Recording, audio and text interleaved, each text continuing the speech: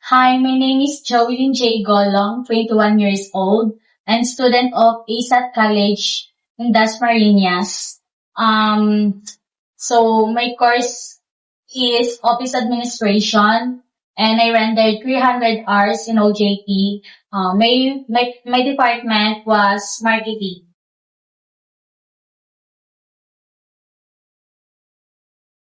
So, yung mga task na pinagawa sa akin is making advertisements, to promote product, and then, um, kasama din sa task is yung pag-answer ng calls, and then, kasama din doon yung pag-check ng emails ng mga client, customers, and then,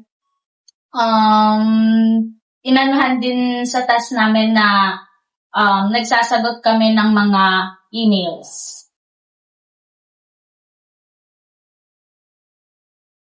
So, nakatulong yung mga task na yun sa course ko, lalo na yung pagsagot ng inquiry sa email, and then pag-check ng mga files online, and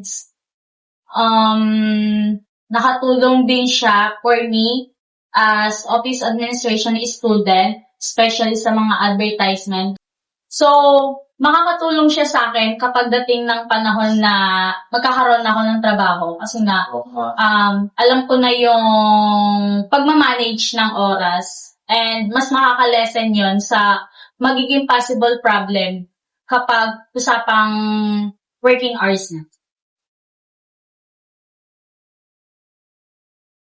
Ang message ko sa JPMC is maraming salamat sa pagtanggap sa akin at pagbigay ng opportunity na matapos ko tong OJT. Thank you kay Sir Robin sa pagiging friendly niya, pati kay Ma'am Jen na parang tinuring kaming pamilya, especially kay Sir James.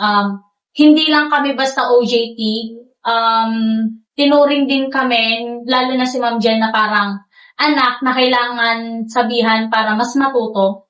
And then, ginaguide kami nila Sir Robin, Ma'am Jen, and ni Sir James sa kung ano yung mga best way at makakatulong sa amin in the future. So, maraming salamat, JPMC.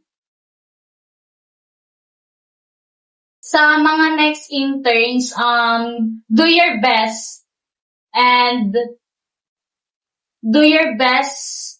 Huwag kayong magpapetiks-petiks lang kasi OJT is not a joke.